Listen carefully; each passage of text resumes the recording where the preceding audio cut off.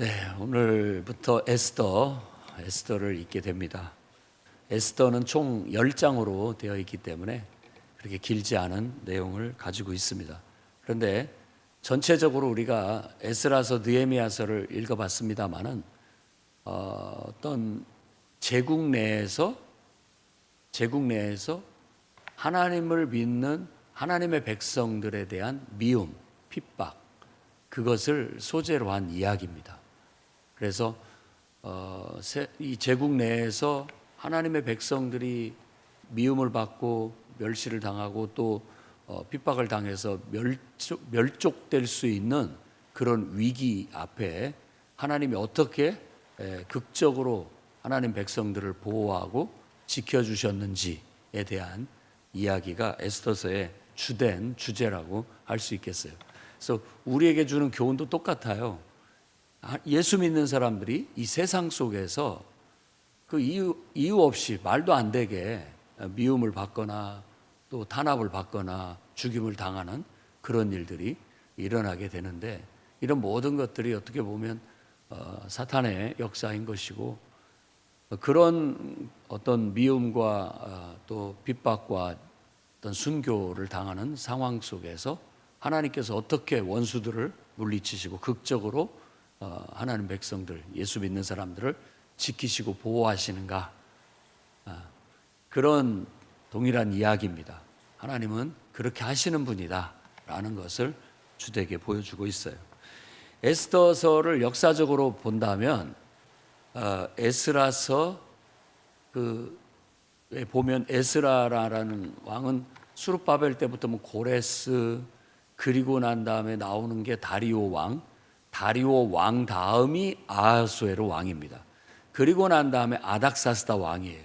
그러니까 에스라가 귀환을 할 때나 느헤미야가 귀환할 때는 그 뒤 아닥사스다 왕이에요. 그 앞에 왕이 이 아하수에로 왕입니다. 그러니까 순서대로 배치를 한다면 에스라서 중간에 딱 끼어야 이게 맞는 역사적 배경이라고 볼 수 있습니다.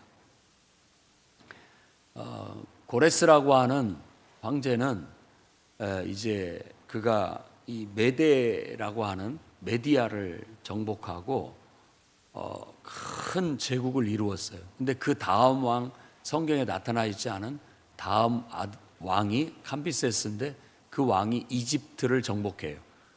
그래가지고 제국이 더 넓어지게 됐죠. 다리오 왕 때는 이제 저 마게도니아 쪽까지 지배를 하게 돼요. 그러니까 그리고 저 동쪽으로는 막 인도까지 쳐들어가게 되는 거예요. 그 다음 왕이 이제 아하수에로 왕인데, 왕이 된 지 3년인데 그 제국이 전체적으로 하면 127 지방이 있다라고 하는 거예요. 그러니까 유다나 이런 위에 사마리아나 이런 행정구역상 옛날에는 왕국이었던, 소왕국이었던 그런 모든 왕국이 다 제국 내에 편입이 돼서 하나의 도가 된 겁니다. 하나의 도. 그 도가 127도니까 얼마나 큰지 알 수 있죠. 우리는 경기도, 충청남도, 북도 이런 식으로 나눠져 있잖아요. 그것이 127개가 된다라고 생각하면 되겠습니다. 그러니까 엄청난 제국이다라는 걸 강조하고 있어요. 그러니까 저쪽으로는 인도까지, 이 밑으로 이집트, 구스까지인데, 구스라는 말 자체가 이집트를 말하는 거예요. 왜냐하면 그때는 구스가 이집트를 지배하고 통치하고 있었기 때문에 이집트라고, 애굽이라고 말하지 않고 구스라고 얘기를 하는 겁니다. 그러니까 북아프리카까지, 그리고 저쪽 서쪽으로는 마게도니아까지, 그리고 저 동쪽으로는 인도까지, 저 북쪽으로는 흑해에 다다르게 넘어서까지 그 대제국을 이루고 있다 보니까 그 황제의 어떤 권위라고 하면 무소불위의 권위를, 절대 권력을 누리고 있는 것을 강조하고 있습니다. 그래서 통치한 지, 왕이 된 지 3년에 큰 잔치를 베풀었는데, 그 127도의 다 지방관들 그리고 신하들을 다 불러 모았다라는 거예요. 그리고 원래 이 페르시아 제국이, 바사가 이제 페르시아라는데, 페르시아 제국이 이 바사에서부터 시작이 된 거예요.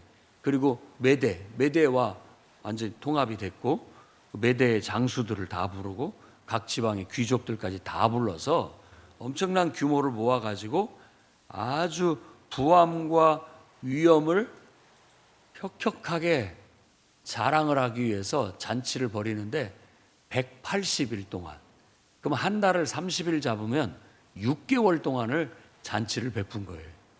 엄청나죠. 그것도 아주 의리의리하게 금잔에다가 술을 따르고 아주 또 잔치를 베풀 때 아주 품격 있게 굉장히 법도를 따라서 품격 있게 이렇게 베푸니까 얼마나 대단하겠습니까? 대단한 것이죠. 우리도 보통 이제 로망이다 이런 말을 쓰잖아요. 로망. 나는 그게 로망이다. 이렇게 얘기를 하는데 그 말은 로마라는 뜻이에요. 로마. 그러니까 그 옛날 로마라는 도시에 가보면 사람들이 입이 딱 벌어지는 거예요. 엄청난 도시예요. 우리가 서울 가보면 시골에 살다가 서울에 가면 막 사람도 많고 의리의리한 건물과 막 모든 것들이 다 화려하고 너무 완전히 시골하고 천지 차이라는 거야. 입이 떡 벌어지고 막 눈이 휘둥그레지고 이런 것이 있었던 거예요. 그래서 사람들이 마음이 그냥 로마를 가면 눈이 휘둥그레지고 입이 딱 벌어지고 그냥 너무나 화려하니까 그런 것 때문에 로망이라는 말이 생긴 거예요. 야, 로마 같다 이런 말이에요. 로마 같다. 우리로 보면 야, 서울 같다 이런 말인 것이죠. 근데 이 지금 페르시아 제국에서 제국의 왕도를 가보면 거기도 수산성이라고 하는 그런 곳인데 의리의리한 거죠. 입이 딱 벌어지고 제국의 그 막 화려함과 그 부와 그 엄청난 위엄과 이런 것들이 굉장하다라는 걸 강조하고 있어요. 그리고 6개월 동안의 잔치가 다 끝나고 돌아갔습니다. 그 다음에 또 잔치를 7일 동안 벌려요. 이때는 좀 더 특별한 사람들만 불러 모았습니다. 그래서 7일 동안 왕궁의 후원 뜰에서 또한 잔치를 베푸는데 흥이 돋았는데 마지막 날이 되니까 더 흥이 돋고 왕이 기분이 좋아가지고 왕후를 자랑하고 싶어서 왕후를 부릅니다. 그래서 내시도 7명이나 7명의 내시를 보내서 왕후를 좀 이 잔치자리에 데려와라 라고 시켰어요. 그런데 왕후도 그 7일 동안 잔치를 베풀 때 남자들이 잔치를 베풀 때 거기 따라온 부인들과 함께 잔치를 베풀고 있었어요. 내시들이 와서 임금님께서 지금 이 지방관들 같이 잔치를 베푸는데 오시라고 합니다 라고 전달했는데 이 왕후 와스티가 거절을 해요. 아마 여인들의 입장에서 생각한다면 여러분들도 기분 나쁠 거예요. 내가 왕후인데 나를 무슨 무희나 이런 사람도 아닌데 나를 부른다라는 것이 굉장히 자존심이 상했던 것 같고 불쾌하게 생각을 해서 거절을 하고 가지를 않습니다. 근데 왕은 이제 술 기운이 돌고 뭐 치기가 돌아가지고 막 흥을 돋구기 위해서 왕후를 불렀는데 안 온다고 하니까 분위기가 쎄해지면서 굉장히 화가 났고 막 마음에서 막 불 붙는 듯하다고 그렇게 했는데 절대 권력자 앞에 왕후가 그것을 거역하는 것이 왕 자체에게도 신하들 앞에서 모욕을 당했다라고 생각을 한 것 같아요. 그래서 그 일로 인해서 나라의 현자들을 보았어요. 그러니까 똑똑한 사람들, 그러니까 법을 다루고 있는 사람들, 어떻게 이 여인을 이 왕후 와스티에 대해서 어떻게 처결을 하면 좋겠는가라고 묻게 되었고 그 중에 7명 중에 하나 무무간이라고 하는 사람이 이제 의견을 내놓습니다. 왕후 와스티의 행동은 왕한테만 잘못한 것이 아니라 지방관들뿐만 아니라 이 제국 내 모든 백성들한테 못할 모범을 보였습니다. 잘못된 그런 것들을 보였습니다. 그러니까 죄가 큽니다라고 얘기를 했고, 왕후를 폐위한다는, 내쫓는다는, 왕 앞에 다시는 못 오게 한다는 건 폐위시킨다는 거예요. 폐위시키시는 조서를 내리시고 다시 왕후를 폐위하고 그보다 더 나은 왕후를 새로 뽑으라고 그렇게 조언을 해요. 그래서 그것이 이제 오늘 말씀의 핵심이죠. 그래서 에스더서의 배경이 되는 거예요. 그래서 왕후는 폐위되고 새롭게 왕후를, 더 나은 왕후를 뽑게 된 배경에 대한 이야기를 하고 있습니다. 그래서 일단은 하나님께서 이제 섭리 속에서 제국 내에서 하나님의 백성 후손 중에, 하나님 백성 중에 왕후를 만드시려는 배경을 만들어서 왕후 와스디가 폐위되게 된 얘기를 해주고 있다라는 거예요. 그리고 여기에서 이제 나타나고 있는 이 페르시아 제국의 무소불위의 절대 권력을 휘두르는 아하수에로 왕, 어떻게 보면 세상 왕의 그 위엄과 통치, 권력의 어떤 명암을 보여줘요. 이걸 우리가 알아야 됩니다. 말씀을 이렇게 묵상을 하면 제국이 그렇게 크고 엄청난 권력을 가지고 있는데 그 권력을, 그 부와 권력은 너무나 화려하고 대단하지만 그것을 쓰는 사람이 쓰는 것은 어찌 보면은 형편없다, 이걸 보여주는 거예요. 약간 조소가 섞여 있고 조롱이 섞여 있습니다. 이 이야기가 여러분들에게 그런 무소불위의 그런 엄청난 힘과 권력을 준다면 우리는 그렇게 쓰지 않을 거예요. 뭐 흥청망청 잔치 베풀고 놀고, 또 여인들, 그것도 자기 왕후의 어떤 것들을 존중하지 못하고 한낱 그냥 여인네 우리에게 어떤 잔치자리에 유흥을 돋구는 그런 여인으로 그 권력이 그걸 함부로 부리는 그런 일들을 보여주는 거예요.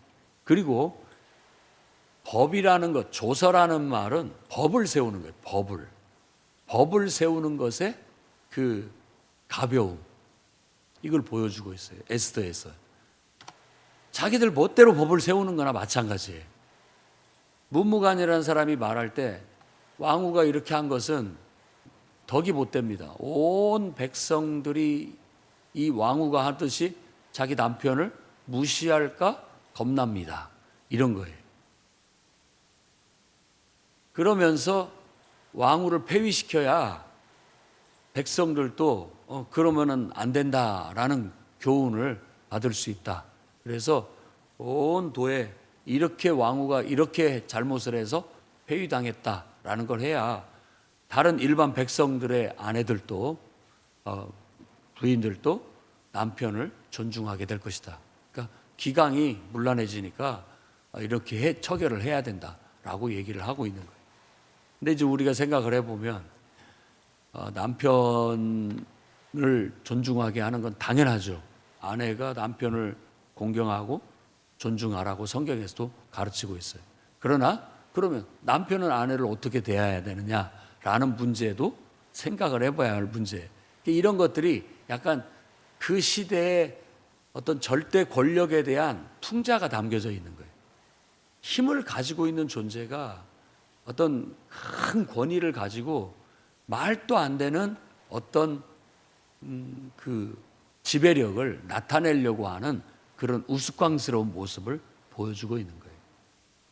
당연히 남편을 존중해야 되지만 남편도 아내를 존중해야 됩니다. 서로 상호주의 원칙하에 아내여 남편에게 복종해라 그렇게 가르치지만 또 남편에게도 네 목숨을 바쳐 아내를 위해라 라고 그렇게 성경은 가르쳐요. 에베소서 5장에 그렇게 가르치고 있습니다. 그런데 지금 여기에 자기가 최고고 자기 위에 아무도 없고 정말 내가 말하면 다 모든 것들이 내 말대로 다 되는 그런 권력자가 그런 권력을 너무나도 허접하고 가볍게 그런 것들을 쓰고 있다라는 그런 풍자를 보여주고 있는 거예요. 여러분들에게 하나님이 힘을 주시기를 바라고 또 재물을 주시기를 바라고 부와 권세와 영광을 주시기를 바랍니다. 그런데 우리는 하나님이 그걸 주셨을 때 우리는 그것을 하나님의 선한 뜻대로 사용하라고 주셨다라고 고백해야 됩니다. 내 것이 아니에요. 하나님이 주신 거예요. 그러니까 하나님의 백성들은 다 특별합니다. 특별해요. 세상 속에서 특별한 사람들이에요. 왜냐하면 하나님을 믿기 때문에, 하나님이 함께하고 있기 때문에. 그래서 하나님을 통해서 다 모든 것들을 하나님이 주셨기 때문에 이건 내 것이 아니야. 그래서 내 마음대로 쓰는 것이 아니야. 이건 하나님의 뜻대로, 하나님이 기뻐하시는 바대로, 하나님의 선한 뜻대로 힘을 쓰고 또 지혜를 쓰고 또 물질도 쓰고 내 모든 것들을 사용할 줄 아는 사람들이 돼야 된다. 그게 성경의 기본적인 가르침입니다. 그런데 세상 사람들은 하나님이 없기 때문에 자신이 하나님처럼 돼가지고 자기가 법이고 자기 마음대로 한다라는 것을 풍자해서 보여주고 있는 거예요. 여러분, 우리도 하나님을 믿는다고 말만 하고 교회 다녀서 예배를 드린다고 하지만 실제로 나는 하나님의 것이고 하나님이 기뻐하시고 하나님이 원하시는 대로 나는 모든 걸 이제 주님 뜻대로 살겠습니다 라고 고백하고 실천하지 않고 그냥 내가 하고 싶은 대로 내 뜻대로 하게 된다면 우리도 똑같아요. 세상 사람들이나 똑같아요. 물질도 다 내가 벌었으니까 내 것이니까 내 마음대로 쓰겠다. 이 모든 게 하나님의 것이다라는 믿음의 고백도 드리지 못한다면 그 믿음의 고백이 하나님 앞에 드리는 11조 헌금이라고도 성경에 그 원리가 나타나 있습니다. 그런데 그런 것도 그렇죠. 또 내 시간이라고 해서 내 마음대로가 아니라 하나님이 기뻐하는 바대로 하나님께 드릴 건 드리고 내 시간도 드려야 되고 그리고 내 삶의 모든 힘과 능력도 하나님을 위해서 하나님이 기뻐하시는 바대로 쓸 줄 아는 그런 실천이 내 삶에 일어날 때 진짜 그게 하나님 백성이고 하나님을 믿는 사람이라고 할 수 있다라는 거예요. 그래서 에스더서의 또 하나의 가르침은 바로 그건 것이죠. 하나님이 주신 것은 하나님이 쓰시고자 하실 때 쓸 수 있도록. 그래서 왕후 에스더는 이때를 위함이다. 내가 왕후가 된 것도 하나님이 이렇게 나를 쓰시려고 왕후를 이 권세를 주신 것이다 라는 그런 게 대비돼서 보여주고 있는 거예요. 저와 여러분들이 항상 그렇게 쓸 수 있도록 하면 좋겠고 또 남편이나 아내의 관계 속에서는 가르침 그대로 아내도 남편을 말이나 태도나 행동이나 모든 면에 있어서 존중하고 존경해야 됩니다. 또한 남편도 아내를 그 이상으로 자기 목숨을 바쳐서 돌보고 사랑하고 위해야 된다라는 것은 성경의 가르침이니 일방적으로 서로가 그런 걸 요구하는 것이 아니라 서로가 먼저 서로를 존중하고 서로를 위하는 것이 먼저가 돼야 됩니다. 너 왜 나한테 이렇게 안 해주냐가 아니라 내가 먼저 해주는 사람이 돼야 된다 이런 얘기가 성경의 가르침이라는 것이죠. 그래서 여러분 세상은 이렇게 돌아가요. 하지만 우리는 이 세상 속에서 나와서 하나님을 섬기고 하나님 뜻대로 사는 사람이라는 걸 잊지 마시고 성경의 가르침과 성경의 사상을 따라 여러분 순종하고 실천해 살아가시기를 주의 이름으로 축원합니다. 기도하겠습니다. 거룩하신 주님, 세상은 하나님이 없어 자기가 왕인 것처럼 자기가 하나님인 것처럼 행세하고 우스꽝스러운 가벼움을 보이지만 하나님을 믿는 거룩한 백성들은 하나님을 인정하고 하나님의 영광을 위해 하나님이 기뻐하시는 일들을 위해 우리의 모든 것들을 하나님의 선하신 뜻을 따라 사용할 줄 아오니 하나님의 백성이 단연코 더 거룩하고 더 고결하고 존귀한 삶을 사는 모범인 줄로 믿습니다. 우리가 예수 그리스도를 믿는 자들로서 이 세상 속에서 때로는 미움을 받거나 알 수 없는 박해와 핍박을 당하더라도 늘 하나님 백성답게 거룩하게 하나님 말씀의 가르침대로 실천하며 하나님의 영광을 드러내는 그런 순결한 삶을 살아낼 수 있도록 붙잡아 주옵소서. 부부간에도 상호 존중할 수 있는 아름다운 실천이 이루어지게 주옵시고, 우리에게 힘과 능력이 주어졌을 때에도 그 모든 것들을 하나님의 선하신 뜻대로 사용할 줄 아는 그런 수준 높은 거룩한 하나님의 백성들이 되게 하여 주시옵소서. 예수님 이름으로 기도드립니다. 아멘.